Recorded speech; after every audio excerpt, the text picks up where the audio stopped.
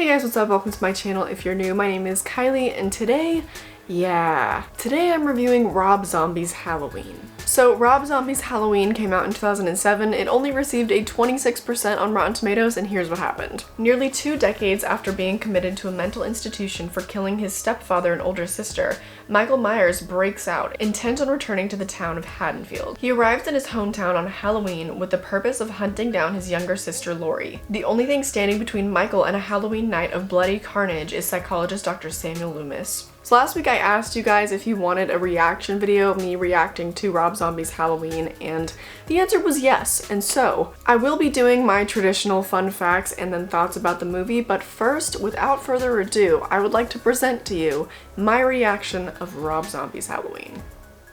Okay, I have my little drink ready to watch Rob Zombie's Halloween.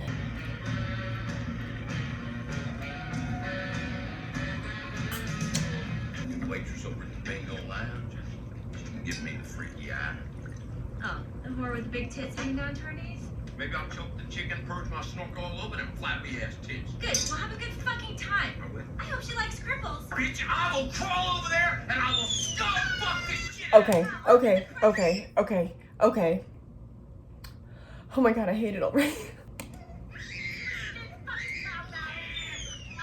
Okay, so kicking off the movie great, very homophobic, very transphobic, very fucked up gender dynamic happening in this household.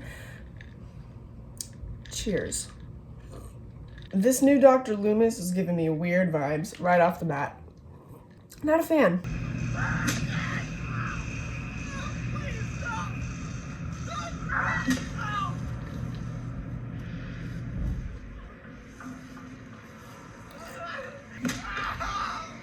Is he gonna kill him right now?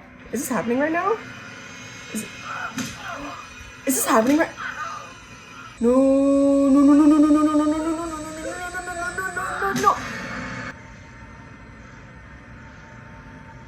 I did not like that. If he's about to kill his alcoholic stepfather, I don't mind that.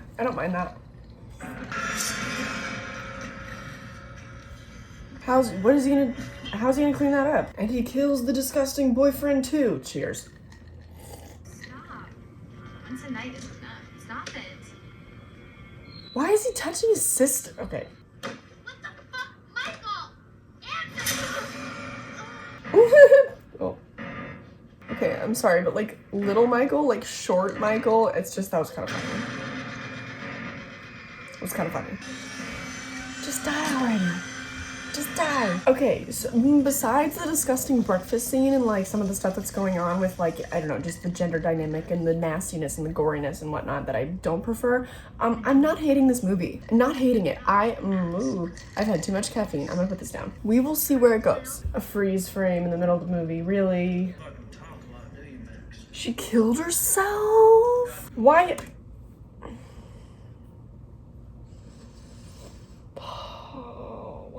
Why is so much of the dialogue with these asylum workers racist towards Mexican people? Oh my god, Michael is huge. What's really stopping him from breaking out of those chains? What's really stopping him? The way that men talk about women in this movie makes me want to die. Like, who is this movie for?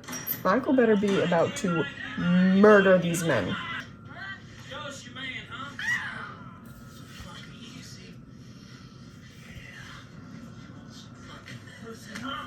Why do I have to witness sexual harassment right now? Why do I have to witness this right now? I hate it. Ah!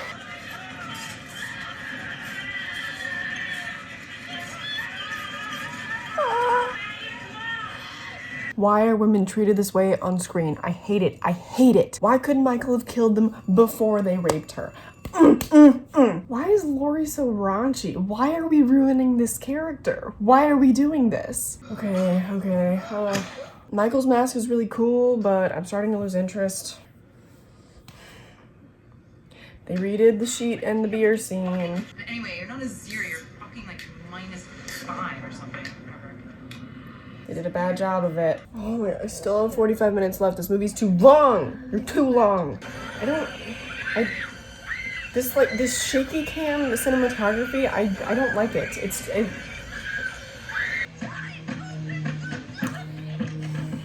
this just turning into the same as the original movie, but grosser?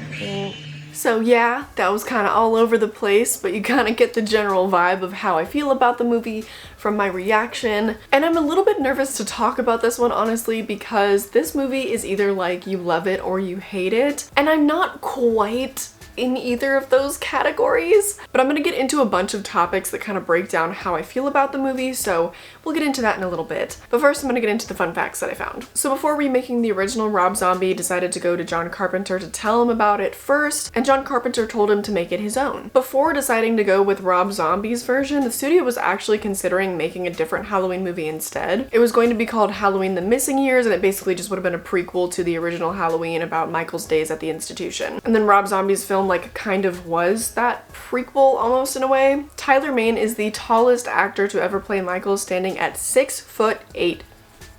6'8". It's the longest Halloween movie ever at 2 hours long, which, as you saw by my reaction, that was a little bit too long for me. Most of this film was shot in South Pasadena, which is where the original film was shot, and even some of the same streets can be seen in both movies. For example, when Laurie notices Michael watching her, he is actually standing in front of her house from the original movie. This film underwent reshoots because of poor screenings, so they filmed an alternate ending, and they also filmed an alternate escape scene for Michael from the hospital. And lastly, Danielle Harris actually stars in this movie, and she plays a teenager despite being 29 years old. However, the fact that she's 29 years old doesn't really matter because she literally looks like a child in this movie. So she is obviously aging like fine wine. She's gonna be 90 looking like 50 or something stupid like that. So, where to get started on my opinions about this movie? You've seen my reaction, but now having some time to marinate with it and think about the story and compare it to the original and stuff like that, I have some new thoughts to share.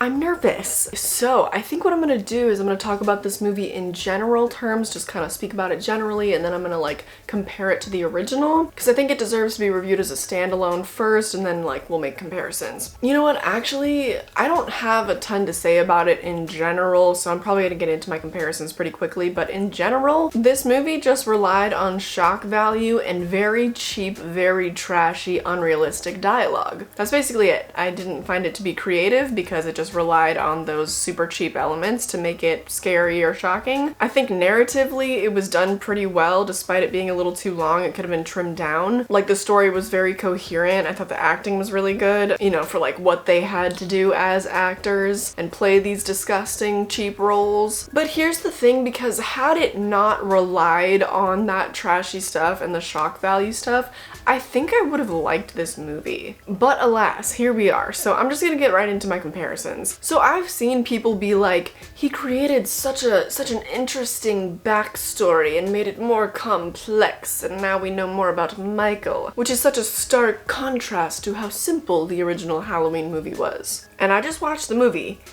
It's not complicated. It's not more complex. He just added more time from Michael's childhood in the asylum. It's quite a simple story about a man who is a psychopath. He showed the common traits of psychopathy in his youth. He killed animals, and then he killed his family, and then he grew up in an institution, and then he got out and killed more people. What does that add to Michael Myers? What did it add that we didn't know? It reimagined his family into disgusting, trashy, garbage people, but what else did it add? The 1981 sequel gave us the backstory of the fact that Laurie was his sister. The original Halloween movie gave us the backstory that he was in an asylum from a very young age. What did Rob Zombie add? Michael might be a semi-complicated individual. I think he has a pretty simple diagnosis though, so he might be a little complicated, but the story is not any more complex. It's the same story as the original, they just gave us more information and it took away the mystery of Michael. The only thing complex about it to me actually is the fact that Michael didn't kill his sister when she was a baby, and then he decided to go after her when he was older. What is the point?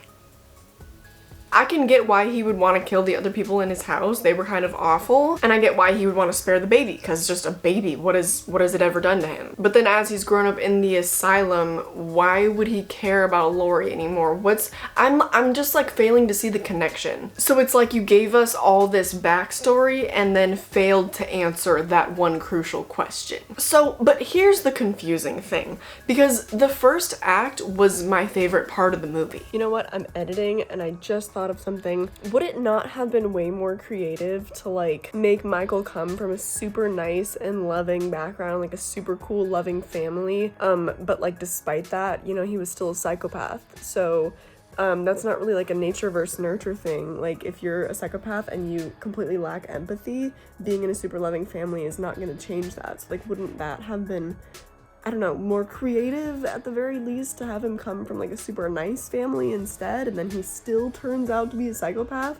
That would be like a lot more jarring, I think. I don't know, whatever, I'm just spitballing. Aside from literally all of the dialogue, I enjoyed seeing like a young Michael and seeing him in the asylum and his like slow descent into madness. However, I don't find it necessary for the character of Michael in particular. I think if this was a standalone movie and the kid's name was like Trevor or something, I would have actually appreciated seeing his progression. But as it is a remake of Halloween and we're talking about Michael Myers, Rob Zombie just kind of ruined the whole mystery of Michael. So I guess I'll just jump into like my comparisons of the original Michael and Rob Zombie's Michael. I just feel like there was no creativity to Rob's Michael. Anyone would be scared of a giant hulking monster, like a 5-year-old could have made that choice. I think that the beauty of the original Michael is the fact that he was roughly a normal sized guy and he could blend into shadows, he could be sneaky, he could pop up out of nowhere. If he took his mask off in a crowd, he could disappear, which he wouldn't do that, but whatever. The new Rob's Michael could not do that. He's just a giant monster. He's not really even human anymore at this point. Plus the whole backstory, it's just,